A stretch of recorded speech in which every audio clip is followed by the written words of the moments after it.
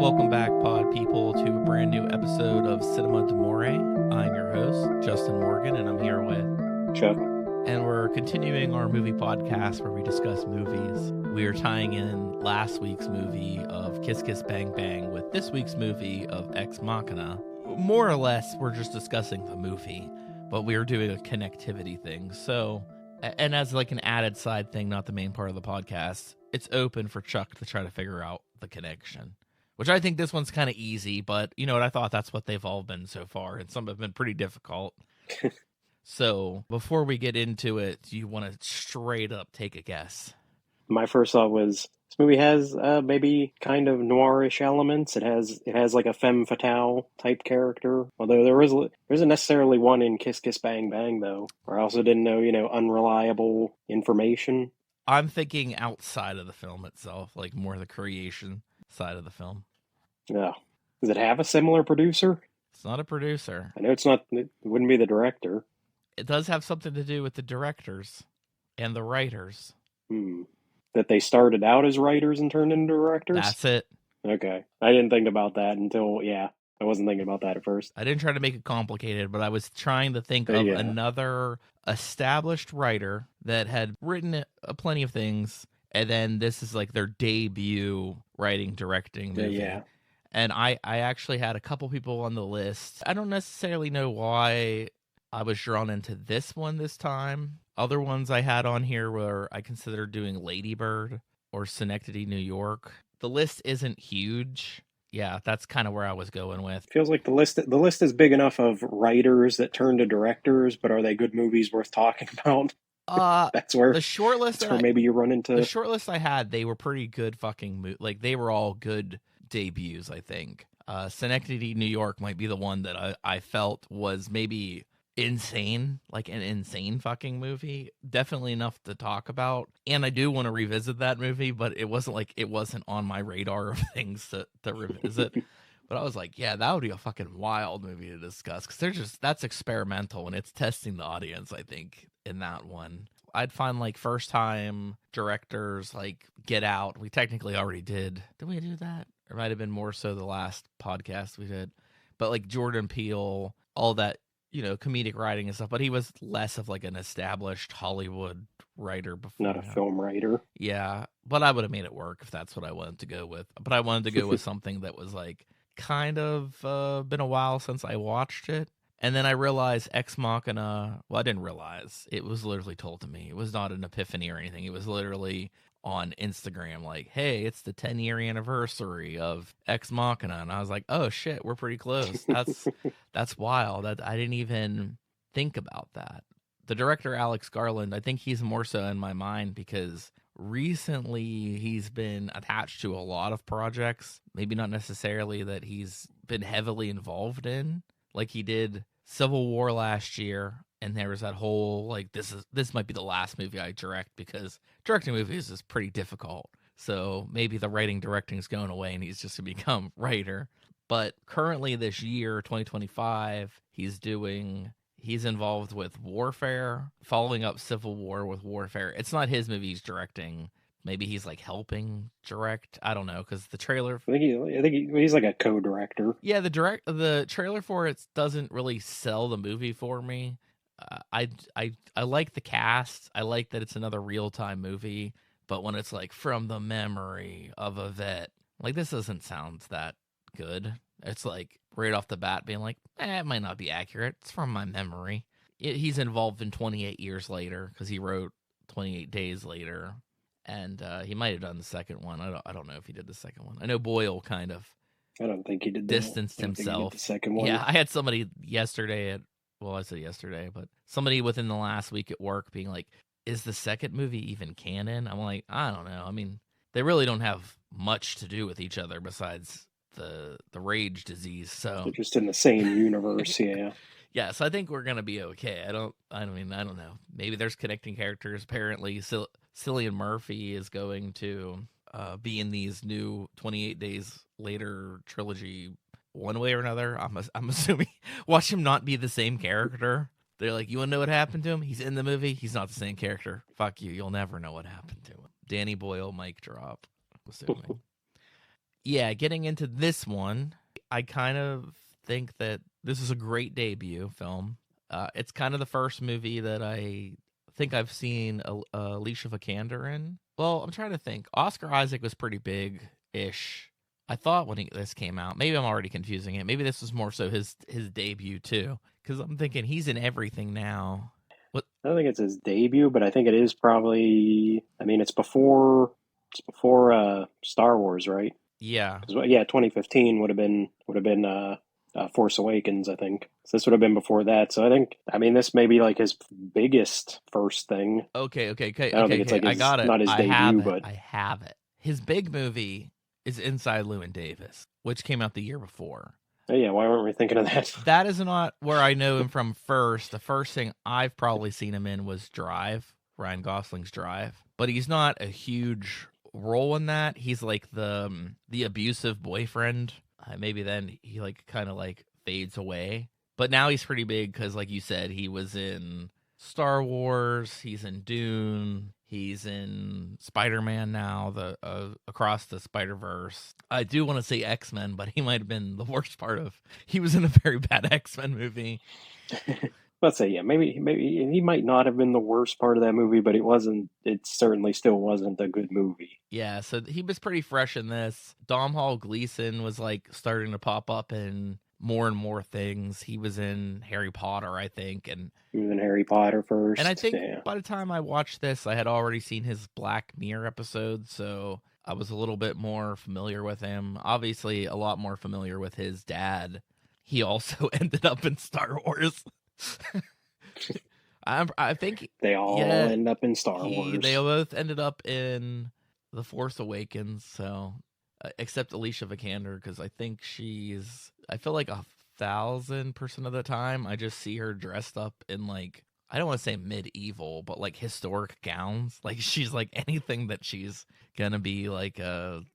And she was Tomb Raider. Oh yeah. And that failed. Tomb Raider, not a great movie, great cast. She was great. Walton Goggins is great. Definitely like nailed that the Tomb Raider we had from the reboot series. Yeah, like the things that she pops up in Green Knight and stuff. Like, yeah, it's all medieval stuff. I don't understand what that's about. But I don't think she was in Star Wars. Not yet.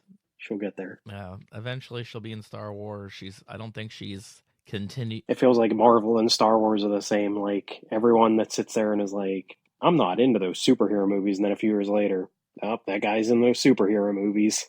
Yeah, I'm gonna butcher his name, but like the guy, I'm not even gonna say his name. The cousin from The Bear. Like I forgot that he was in Andor. I'm doing my Andor season 1 rewatch, and I'll probably get caught up maybe midway through season 2. And it's funny because it's like, yeah, he just had this small little role in the Star Wars universe, and now he's a big role in Marvel with his portrayal of the Thing, which the movie didn't come out yet, but. And yeah, so I see a lot of back and forth between Star Wars and Marvel once you're in that world. Yeah, you can't get out. No, you can't get out. Once you're in, you are in. I mean, they'll kill your character and then literally bring you back as a completely different character, apparently, and just be like, "That's cool." Hey, that's what the multiverse is for. It fixes everything. Yeah. But yeah, I think Vikander's a good actress. She seems to do more like the highbrow stuff, I guess, minus a few things like Tomb Raider. But I feel like everybody wants to be like, I want to get ripped and do an action movie. And that's primarily the main cast. I did recognize the Kyoko as the woman, like the owner of the brothel in House of the Dragon. And I don't like, it's not a huge like, oh, we watched this thing from 2014 and now this actor is huge. It did happen where I was like, oh shit, I know who that is. And then besides that person, there really isn't anybody else in this movie besides like, I don't know, a helicopter pilot or something. Like you were literally, I don't think you see people in this. Yeah. The helicopter pilot in the beginning and the end might even be the same fucking person.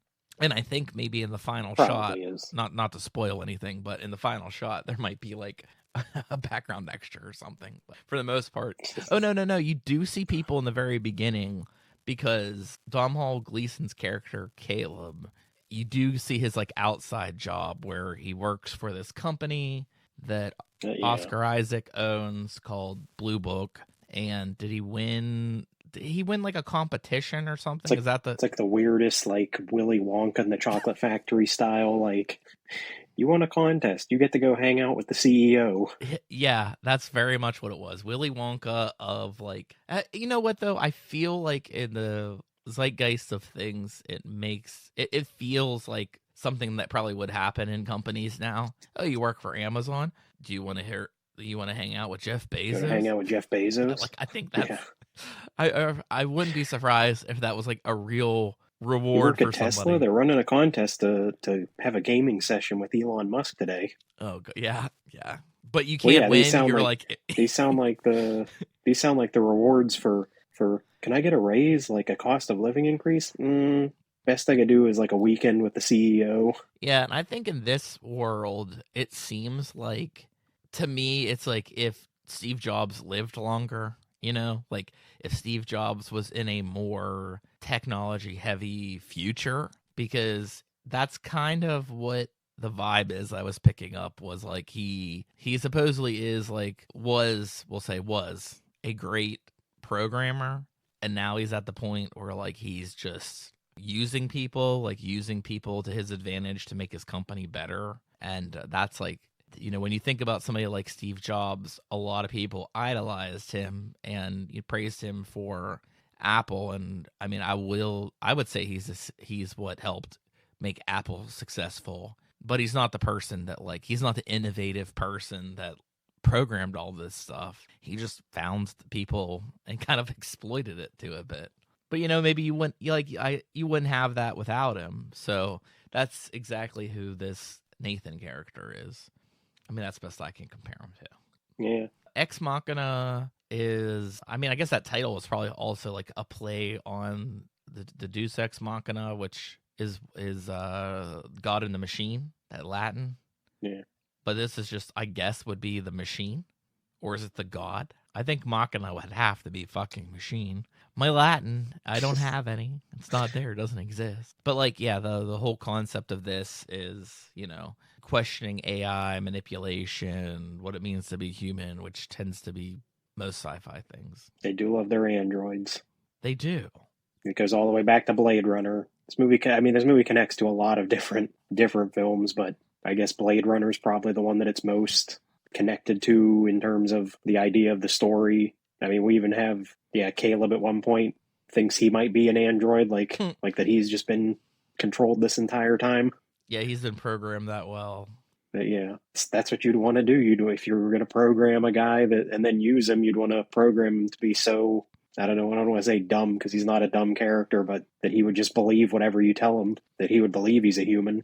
And I mean, that's kind of like what I think makes this story a lot more interesting than most sci-fi things, is that like that is one of the concepts that it plays around with, is like when it brings it up, is he like where he starts to think maybe he's the robot. They bring the audience into that. The audience is like, maybe he is a robot. So you're not really 100% sure where the story's headed with the questions that it's bringing up. I mean, it seems like I wouldn't be surprised, or this could have been like an idea that they use that I'm sure like the character Nathan, Oscar Isaac's character, probably would want to turn himself into an android so that he can live forever. Like, but would it really be him unless he programs it perfectly? Yeah, that would be a whole different movie. I mean, we've had the opposite. We had Bicentennial Man. Yeah. I live forever. I would rather be a human. Yeah. What's the first thing that stuck with you after seeing this movie? I mean, how he murdered the dance floor. He does murder the dance. It's still always my favorite line. I can't. I don't know why. It's like there's not like. I mean, it's not a comedy movie. There's not like a lot of funny moments, but that one moment just always gets me every time I've watched the movie like 3 times now, and every time it's like she says you're gonna murder her, and he's like, the only thing I'm gonna murder is this dance floor. You are off a hair. Yeah. The line is something like, I saw you tear up that picture, and he's like, oh yeah, I'm gonna tear up this dance floor. Yeah. I think that is the most memorable part, because I don't say that he's very ominous. The whole thing with like, you have access to this room and not this room. You'll know where you can go depending on where your key card lets you go. And when we do meet Ava's character, Alicia Vikander's character, who's the AI android, and you get these moments of like, they're always being watched? Maybe they have these little moments where they're not being watched. That it's like he's this like maybe evil architect type. So when he just starts fucking dancing, like I don't know if it shows that he's like not as. He still seems kind of smart. He just maybe he's not in it for the scientifical, advancement. Yeah, I don't think he's in it for to like help society or help humanity. I think that is like a long-term goal. It's not, again, it's not explicitly stated, but I think he wants to create the androids so that he can just program them all to live and be with him, because he obviously lives by himself. He doesn't interact with people outside of his house. So it's almost like he's just trying to build like his own society of people that'll live with him and do everything he wants.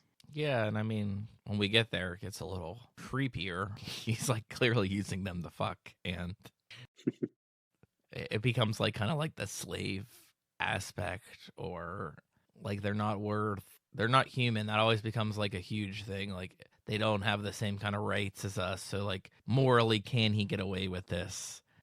Morally, is it correct if it's not an actual person? I guess that's where it goes. But yeah, the questions like we kind of get into when we run into this android Ava is they very clearly right off the bat, the way that they design the character, she's like just a face and hands.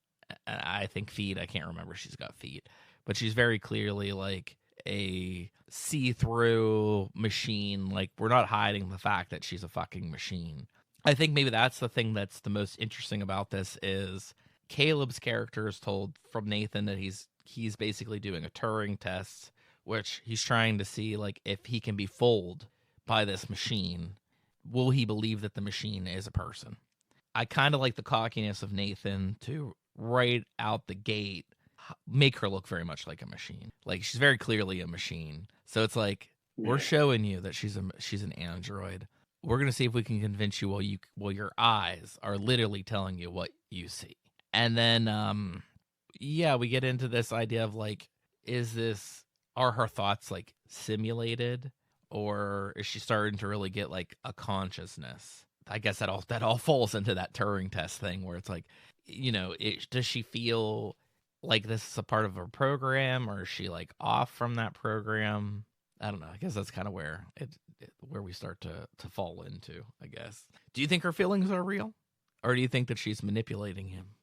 I mean, I think it's obvious by when we get to the end of the movie, kind of skipping to the end there, but she does kind of just abandon him and leave him behind. So I guess they are definitely not real for him. She's definitely using him. I wonder too if there's like a point in the movie where it's not just straight up using him, but like she kind of realizes that, because it's brought up many times in the movie that he's very much like Nathan.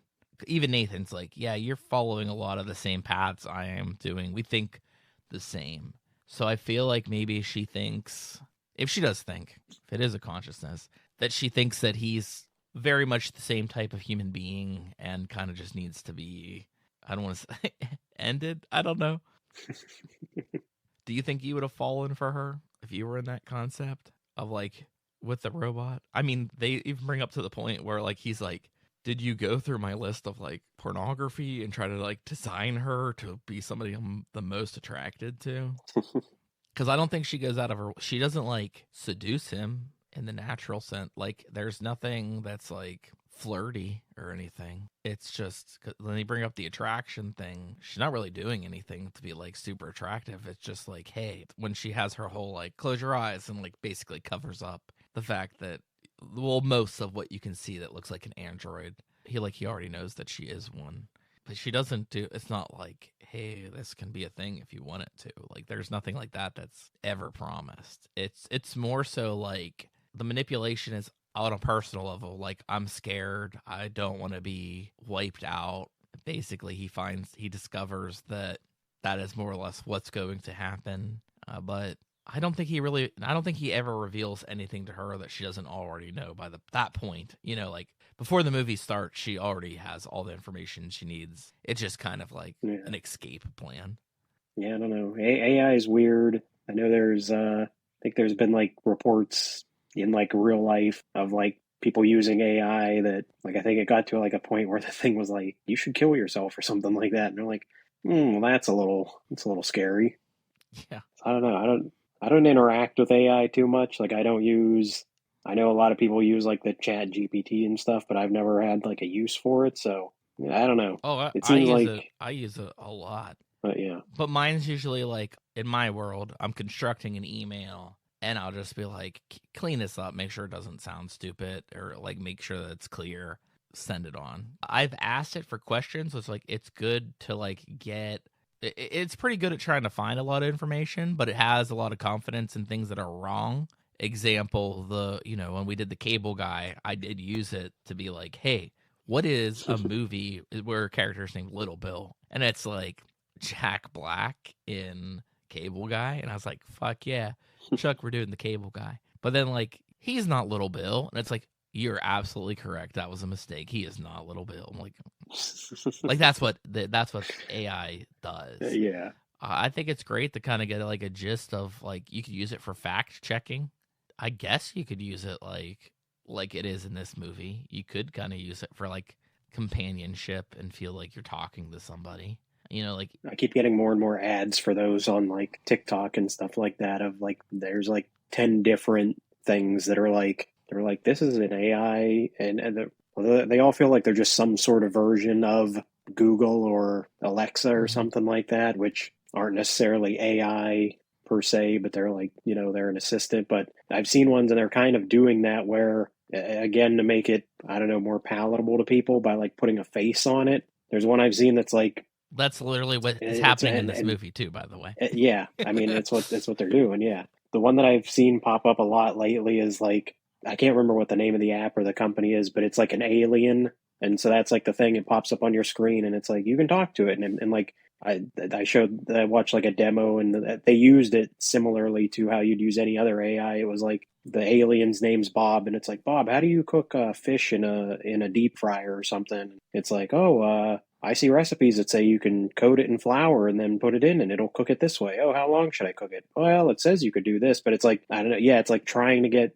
the people that are like, oh, I'll never use AI. AI scares me when it's just like a blank computer screen. But it's like, oh, but if we put like a cartoon alien over it, you'll be more likely to use it because it has like a cute character on it that you'll be like, oh, I'll interact with that. I mean, it can kill a lot of businesses. Like, say you are trying to watch your health, you just want to eat healthy, and you've used things like calorie counting apps. You could literally plug into an AI and say, "Hey, this is what I ate. What else should I eat?" And it'll be like so specific to be like, "We can give you amounts. Let's get some protein in you. Here's things that you could eat for protein." And like list things that are in your house, and we'll make it work. And it takes out a lot of like the thinking. And if you think of things like Weight Watchers, or I don't know if Jenny Craig's still a thing, but like like you're paying for these systems, these computer programs that'll put like a point value to what you're eating, and then sometimes it's like you got to go above and beyond trying to figure out like what is in your food that you are trying to calculate the calories for. And AI gets to the point where it's like you literally could tell you to eat this, eat that. Let's eat this much every day.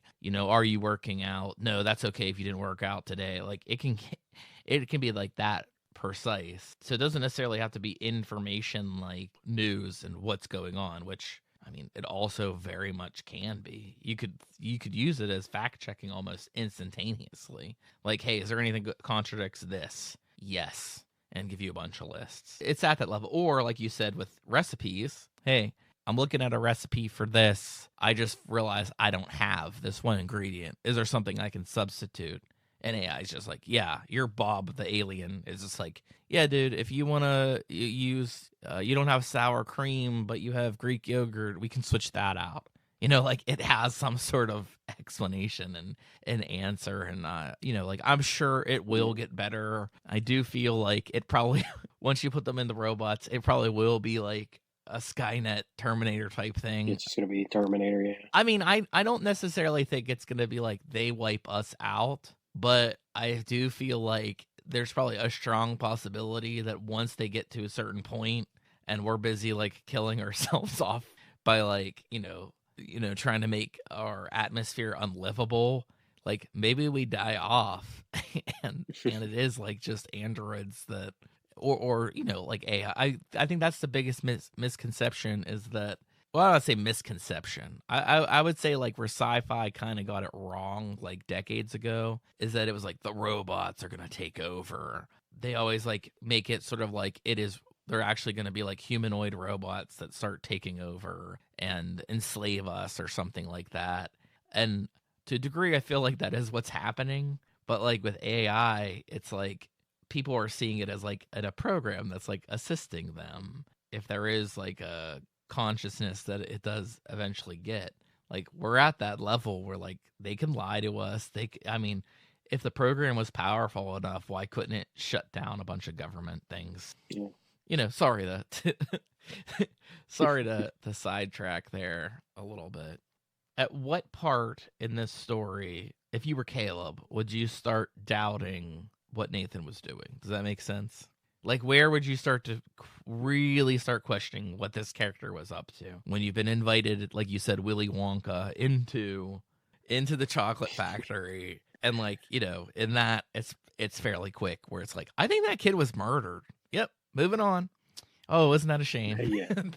He got sucked up that pipe. Oh, that really sucks. All right, next thing. Where do you think the first big red flag is with Nathan's character?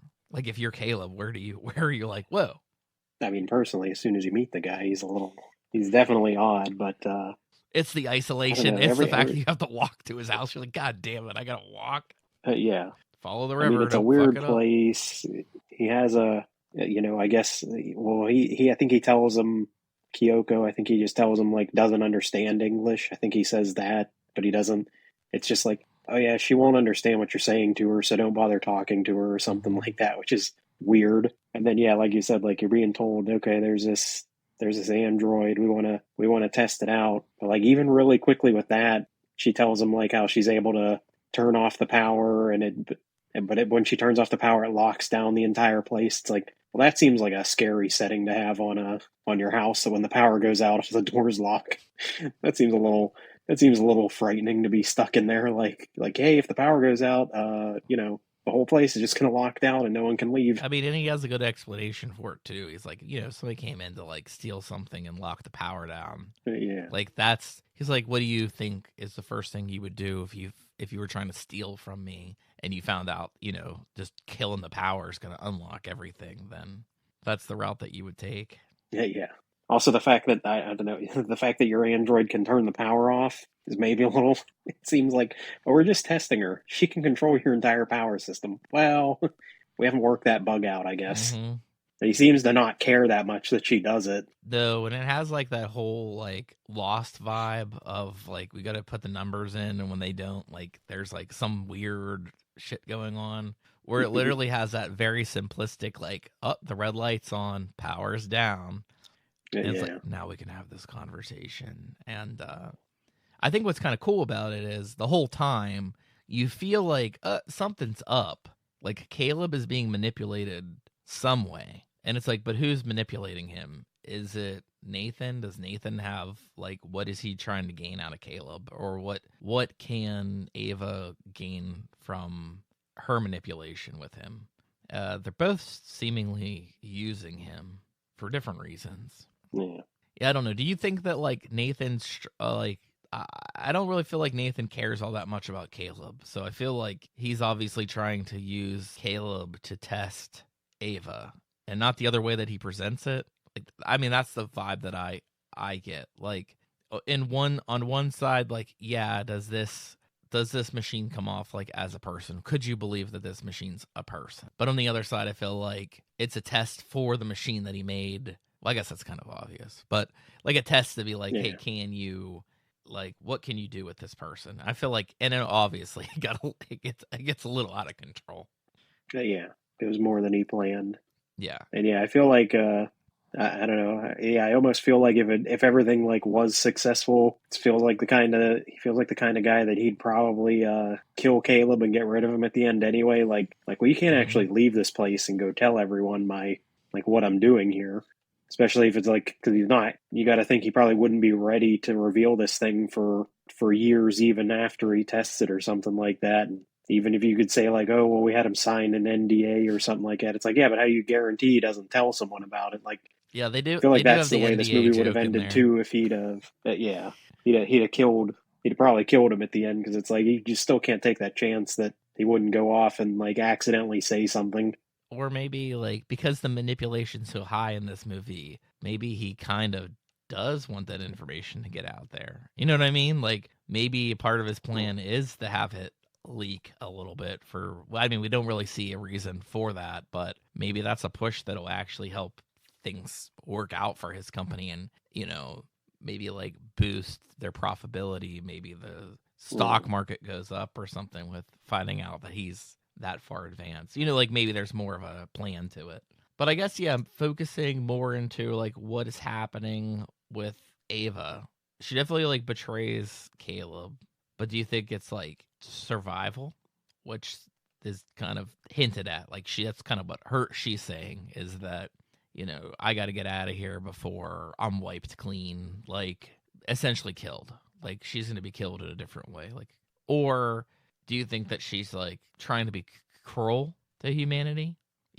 She basically leaves Caleb for dead. Like, I don't see a scenario where that guy doesn't just straight up fucking starve to death and die. Like there's nothing that's like, oh, the fail safe, it'll go off after whatever. It's literally like I escaped and you're in lockdown and yeah, you're gonna die there. That's how it feels to me. I think it's yeah. I mean, she has to. Like I said, kind of the same thing with Nathan. It's like if she leaves him alive, then he could tell people that she's out there, and she just wants to escape and I don't know, be a part of humanity or something. Or what if I guess is the thought. Or I'm guessing like if she stayed with Caleb, like instead of trying to escape to the real world, he would have probably became a lot like Nathan, where you find out Nathan's like making variations of the robots as more like companions than anything innovative. Or like thought about like trying to like perfect it or something like that. Like you'd be like, no, I think we do need to change you because this is a better version. Yeah, exactly. Yeah, that's like I was thinking too.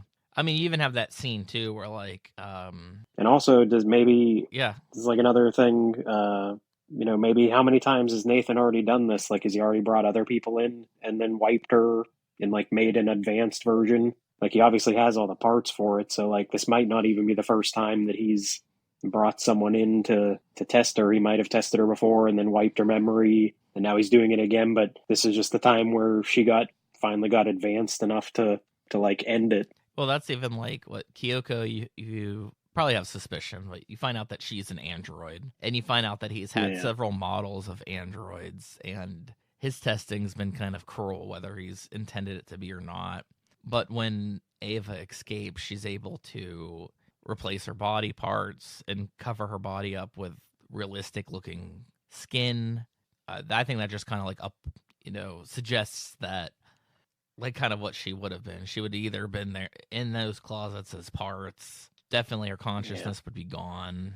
Kind of goes into the idea of like playing God or, at the very least, what kind of accountability do people have on what they've done? How do you feel about like the very, very end for like the character of Ava when you see that she's more or less escaped into the real world, into society or whatever? Do you think that she's like, is it like triumphant to you, like she's free, or is it like scary that she's going to manipulate others, kind of like start to take over? No, I think she just wants to be free. Okay. I mean, I don't know how you'd take over, like unless she can figure out, I don't know, is there any way to like mass produce versions of her? Because it seems like obviously Nathan had all that info, and I guess maybe she could have like downloaded it from his system before she left or something. But I don't even know how it would be, how she would take over, because this isn't presented like as more of a Skynet where it's like an overall AI just takes over everything. It really is like it was just her and Kyoko were at the thing, so there's not like a bunch of them to do anything. Although I don't know. Maybe once she can't live forever. Like you think the parts would start falling apart at some point, and how do you how do you find someone to replace those if he was the only one that had that technology? I mean, I would also imagine, like, as technology gets better.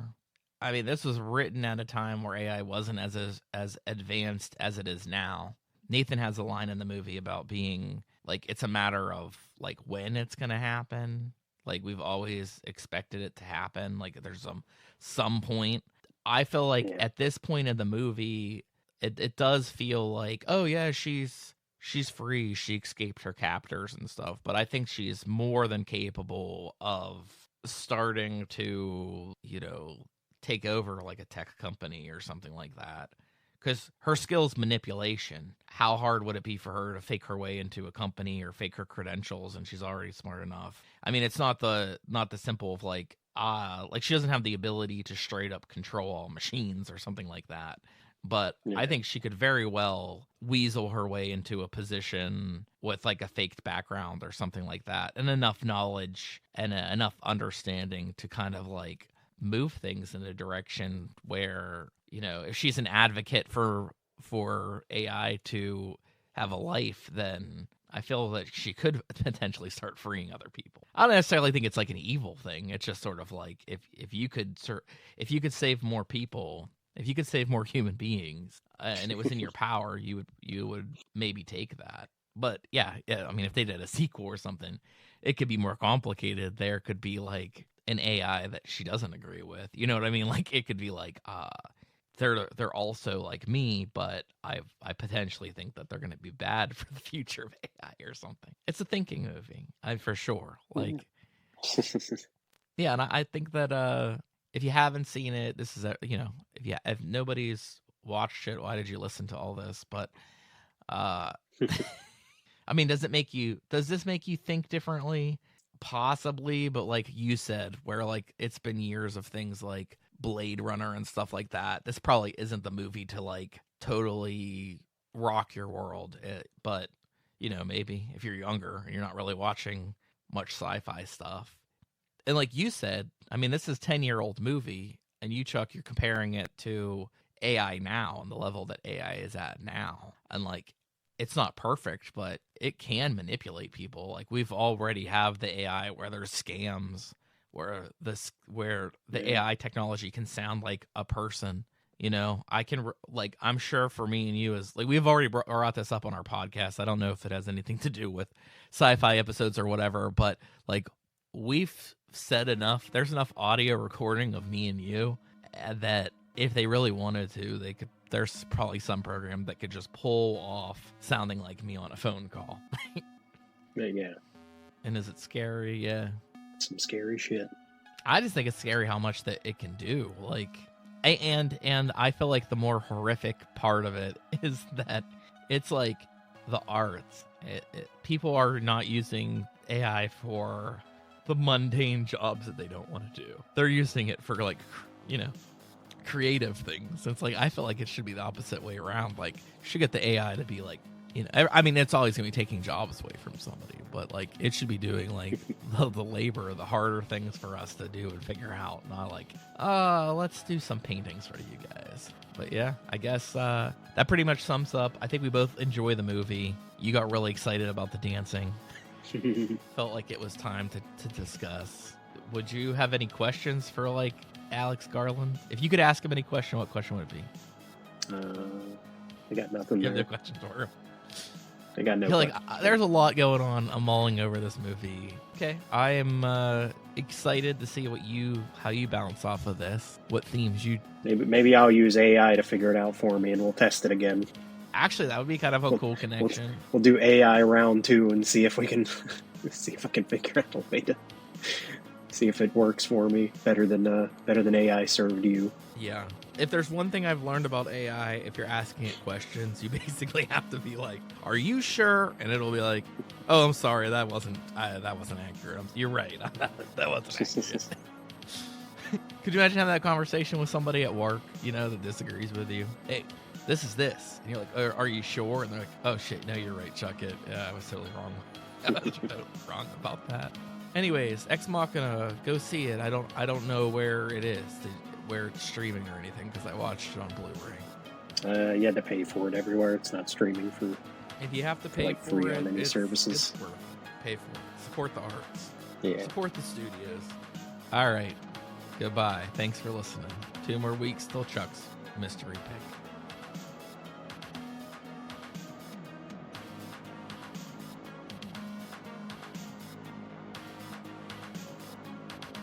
We are Cinema d'Amore. Follow us on Facebook and Twitter to stay up to date with news and information on upcoming episodes.